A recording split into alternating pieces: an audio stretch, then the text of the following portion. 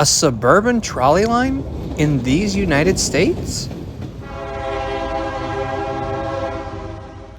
Here at Trains Are Awesome, we talk a lot about how American cities used to have massive trolley networks that were all ripped out.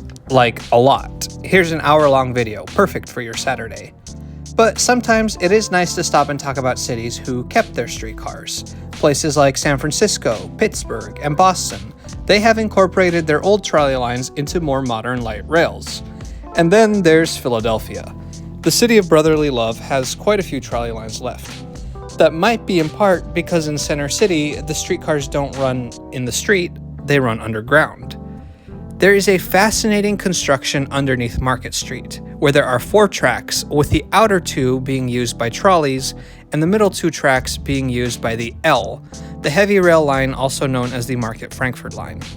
These trolleys are one-directional, using loops at the end of the lines to turn around. They take their power from an overhead wire using a trolley pole, and a few miles to the west, they emerge to the surface and scatter in different directions, running in the middle of the street. But a little bit farther west, there is another network of trolley lines. At first glance, they may look almost identical to these urban trolleys. But the lines we're going to ride today are quite different in nature. They are suburban trolleys, and to ride them, we have to take the L all the way to the end of the line at the 69th Street Transportation Center.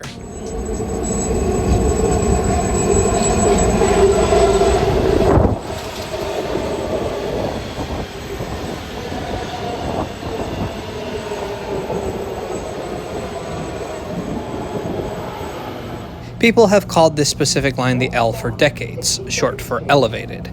It's kind of funny, before this trip I had only ever been on the underground sections of the line, so it was fun to finally ride the section that it's actually named after. Soon we arrive at the 69th Street Transportation Center. Nice. This is a powerhouse of a station, the second busiest transfer station in the region. It first opened in 1907. The L, buses, Norristown High-Speed Line, and our suburban trolleys all come together at this point. As we walk to the trolleys, here's a fun fact about the station. 69th Street is not in Philadelphia, but in Upper Darby Township. Philly's street numbering system ends at 63rd. Upper Darby doesn't have any numbered streets, except for 69th. They just calculated how far away it was from the border with Philadelphia, and then assigned the number accordingly. Nice. Here is the platform for the suburban trolleys. There are 2 lines. Today, if you come here, you'll see that these lines are called the D1 and D2. But back when I filmed this video, they hadn't been renamed yet and were called the 101 and 102. Today, we are taking the 102/D2 to Sharon Hill. This is our trolley, built by Kawasaki in 1980. Tap here.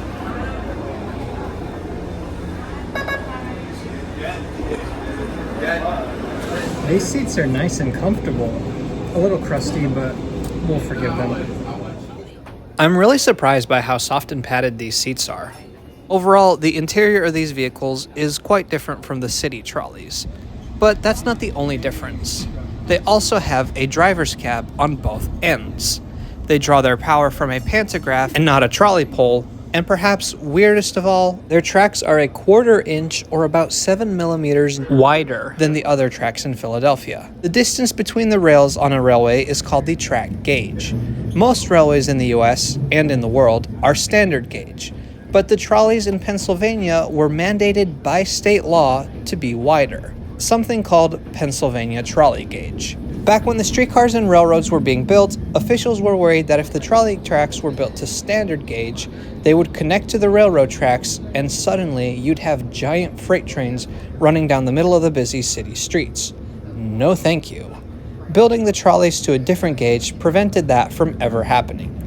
The urban trolleys and the L use this special gauge, but for some reasons the tracks on D1 and D2 are just a tiny bit different. I don't really know why, and if anybody does, leave a comment below. Anyways, in a few years, these old cars will be replaced by these sleek new cars that are being built by Alstom. When it comes to mainline trains, I'm not usually a huge fan of Alstom's designs, but these street cars look great if you ask me. This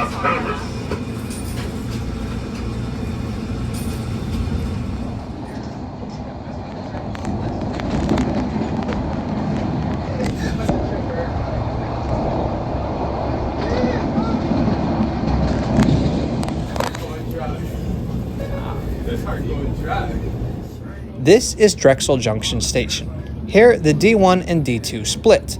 The D1, formerly known as the 101, heads down to Media. Some say that that's the most interesting route out of the two. I guess we'll have to save it for another day. Today I have to be in Sharon Hill. Now the total route isn't very long, only about 5 miles or 8.5 kilometers. And it's an interesting mix of street running and running on its own dedicated right-of-way, double track, and single track. So what's the story behind SEPTA's Suburban Trolleys? Well, currently there are 2 routes, but in fact there used to be 4. The first route was built by the Westchester Traction Company in 1895, running to Westchester. The Sharon Hill line opened in 1906, basically as a branch of that streetcar. The line to Media opened in 1913, and soon there were 4 lines, the 101, 102, 103, and 104. The 103 and 104 unfortunately don't exist anymore, they've been replaced by buses, but the 101 and 102 continue to operate as suburban trolleys. Sorry, I should say D1 and D2. In 1954, they were taken over by the Philadelphia Suburban Transit Company, better known as the Red Arrow Lines, and for many years, these very heavy, bright red interurban cars ran on the line. In 1970, SEPTA took over, and once these Kawasaki cars were delivered, that's kind of the way things have been ever since then. The last stop before Sharon Hill is McDade Boulevard. An interesting thing is the line has to dive down to cross underneath a CSX freight track, but what that means is that this area is prone to flooding.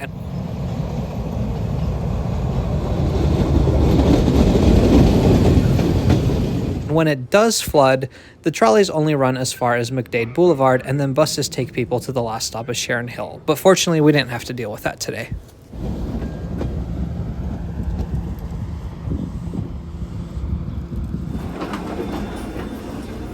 Thank you. Thank you.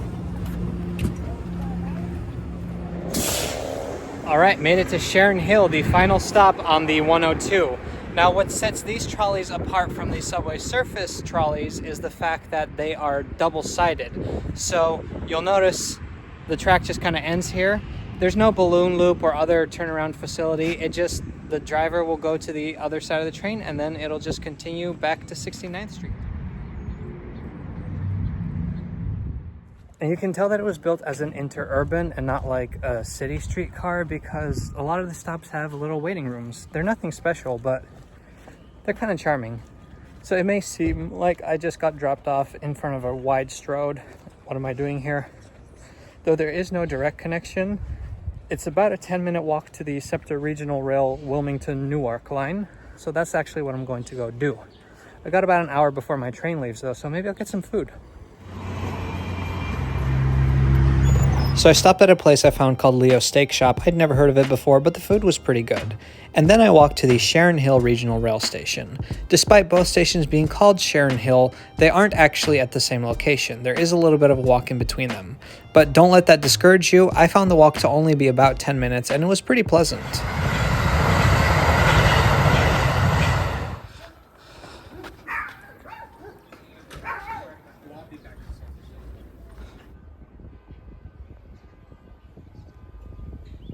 So I've made it to Sharon Hill Regional Rail Station. I'm gonna take the train to Wilmington in about 20 minutes.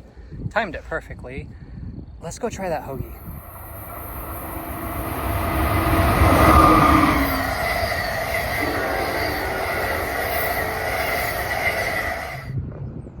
This thing is monster size.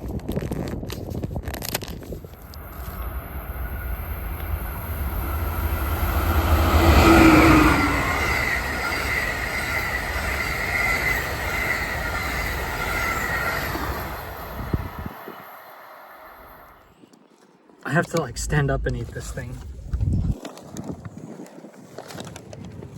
But it's so good. I would highly recommend taking the interurban trolleys, either the 102 or the 101. I had a really good time. It's got a little bit of everything. Dedicated right away, street running, double track, single track. The seats are very comfortable. My operator was incredibly friendly as well. It was a good experience. Anyways, thank you so much for watching today. If you enjoyed this video, please subscribe to Trains Are Awesome. We have so much more cool content coming your way. You won't want to miss it. See you next time. Here's a preview of the next video that will be coming from Philadelphia.